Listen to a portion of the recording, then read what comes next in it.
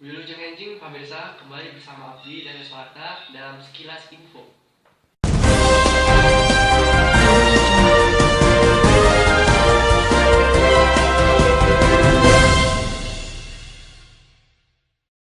Agus Prayogo atletik di Kabupaten Bandung Barat milu ngewewegan tim PON Jawa Barat dina Pekan Olahraga Nasional di Provinsi Riau nyandingkan medali emas.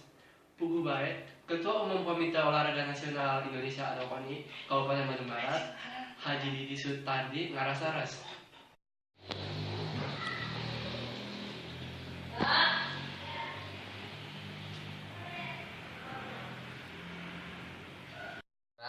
Ku ayeuna parojong ti sadayana.